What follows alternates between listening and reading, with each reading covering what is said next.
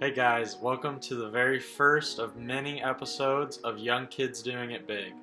I just want to make this channel to bring you along our journey of mine and my girlfriend's financial journey, where we started in our personal finance and where we are now and our goals for the future, the next 5 years. She's not with me today for this first episode, but I'll do my best to get her on next time. My beginning in personal finance started whenever I decided to go to college to get my bachelor's in management. Smaller college where I could pay for it as I went. So I decided early on, right out of high school, that I was not going to take on any student loans, that I was going to come out of college debt-free and no credit card debt, nothing like that. So knew that it would be a lot of hard work going into it, but started out doing that and basically learned more and more about credit cards, credit score, all of these different things, personal finance. And I brought my girlfriend Andrea along with me. I'll put a picture of her like right here. I started telling her about personal finance.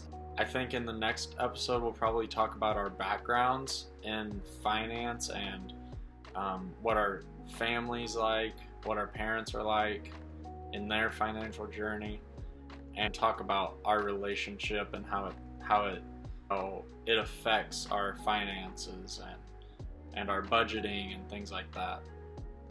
But yeah, basically I own a small lawn care business. We started about 3 years ago, just push mowing out of the back of my white Dodge Grand Caravan minivan that my parents handed down to me. I might have a picture to put it. Yeah, just started doing that with my cousin Toshi. I'll put a picture of him, and just started grinding it out early on, and the business just started growing more and more every year. Now we're about to 40 weekly clients that we mow. We're in Indiana, so the mowing season isn't year-round like in other places like Florida. Yeah, we have about 32 mowing weeks or so. And so yeah,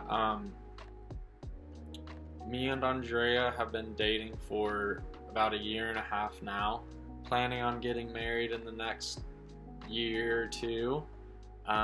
Extremely excited about it, and so we decided to start saving early this year so that we could be prepared for whenever we do decide to get married and everything. So we just started working really hard this summer after school got out, and really grinding. Like, I was working probably 60 hours a week at the beginning of this summer.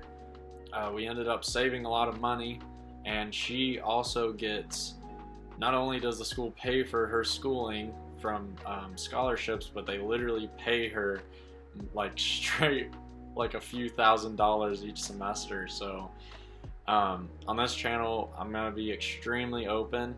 We're gonna be talking to myself and Andrea and my cousin Toshi, maybe a few other guests and things like that, but we're gonna be extremely open, give you free advice, free game on what you could do to further your financial independence, financial freedom, all of those things that we're going to go into. I've learned so much. I just started really diving into stuff this summer whenever the stock market crashed back in March. Started learning so much about stocks, about investing, things like that. By the end of this summer, where we're sitting at right now, I decided to start documenting this journey that we're on, because me and Andrea decided to go for this financial independence, living off of dividend income, living off of passive income. So here we are in Robinhood.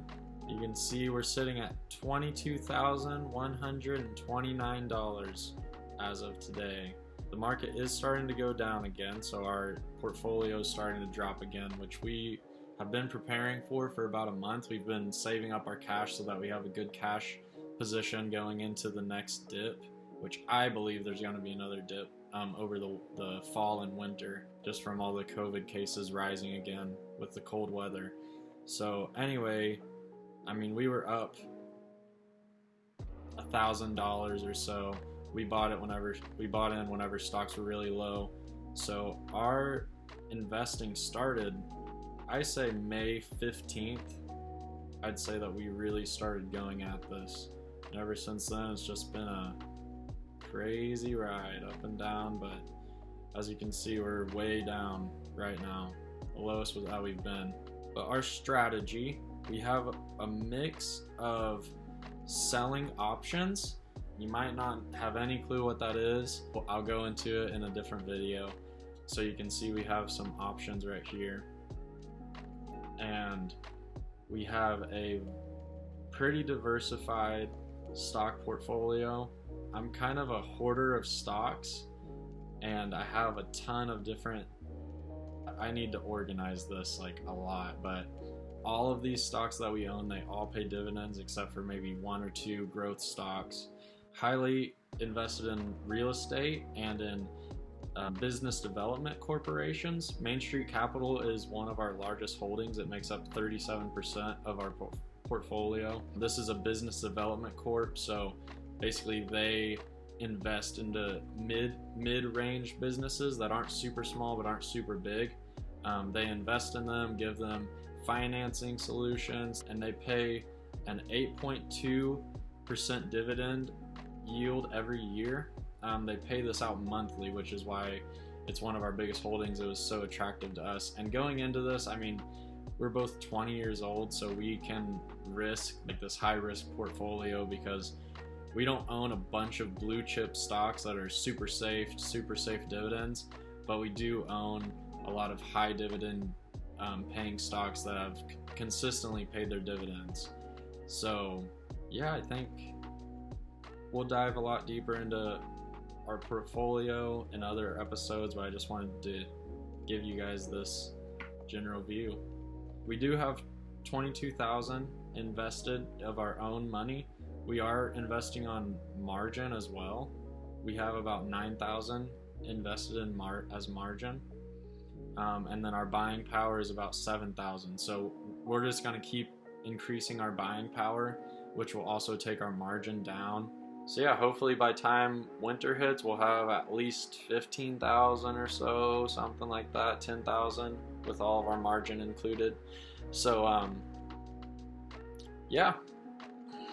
So I don't know where I'll put this. I'll probably put it across my chest or something like that. But let me go over our numbers. We have this spreadsheet on Google Sheets, and what we have here is our total monthly dividend income. I really haven't counted how many stocks we have, but I'd say that we have about 50 holdings or so. It's not the best, and I need to cut out some things, but make it more organized. But right now we're sitting at $202.73 every month that we're making from dividends. And what I'm doing with our options is taking the average. I've only been doing it for about a month and a half, so I'm aiming for around $200 a month with that. And right now our average has been able to stay around $200 a month, but with the crash going, probably not in a position to keep making $200 a month, so it'll probably be around $100 a month or so. Our total monthly owner's comp is what that OC is.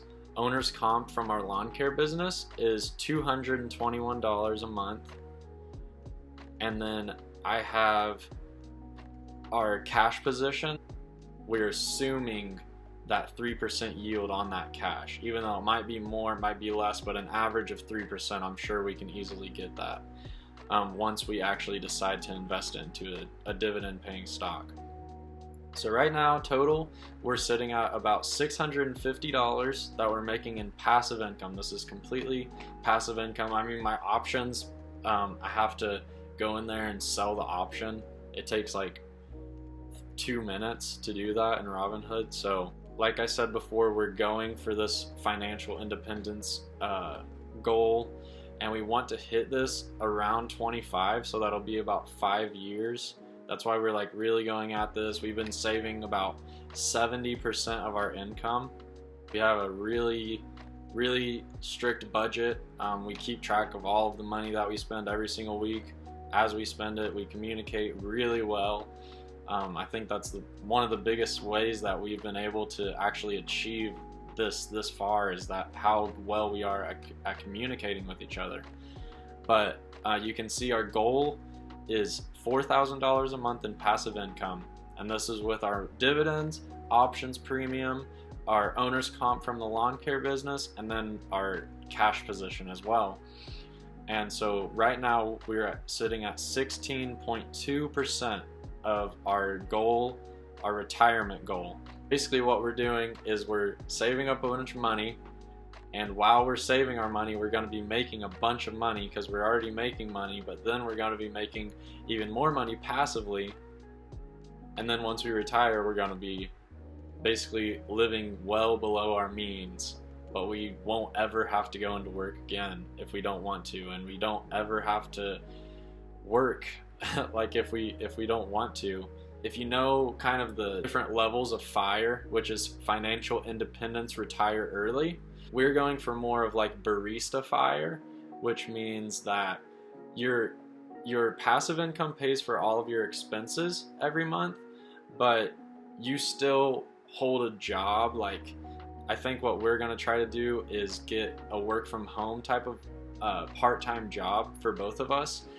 Maybe just like a service person that you would call, like if you had a problem with Amazon, you call a service person, something like that. That's like a low paying job that we can just do 10 hours a week each, something like that, and we can literally live wherever we want, do whatever we want, and work for however long we want every week. So our long-term goal would be full-time missionaries. If you don't know kind of the lifestyle of a missionary, they every like 3 or so years, or maybe even every year, they have to go on something called deputation, which is basically where they travel around all these different churches in their home country, which for us would be the United States. They have to travel all over and preach and get their name out there, and basically they're asking for money or donations so that they can go and fund their next stay in whatever country they feel called to. So I felt a call to be a missionary since I was 14. Basically, since I was 14 or 15, I also felt like I wanted to be an entrepreneur and pursue owning a business, developing businesses, and things like that. So it was my vision, and I feel like God's vision for me from day one to have the businesses and these other sources of passive income to fund our mission trips and all of those mission things that we're going to be doing. So anyway, that's why I'm so passionate about this, because I believe that this is the ultimate purpose for my life, is being financially free, being able to go and do what I value and what I want to do with my life. I don't want to just be stuck living the same rotation every week, just doing the same thing every week, working 40 hours a week. That's like 2 days every week that you're just working just to consume and to try to enjoy things as you go. But something I heard before I went into college is, I think Dave Ramsey said this, but you live like nobody else now so that you can live like nobody else later. And that's just something that's stuck with me this whole time, going through all of this sacrifice and saving and hard work and research and all this stuff. Is just, I know that just in a few years, hard work and consistency, that I'll be able to live like nobody else is living.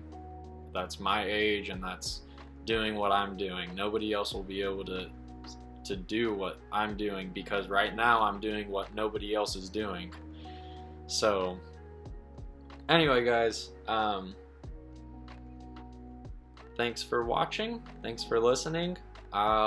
Things will get better. I'm gonna get a good mic, I'm gonna get a camera hopefully, and yeah, we'll get Andrea on here next time and we'll talk about some stuff. Thanks.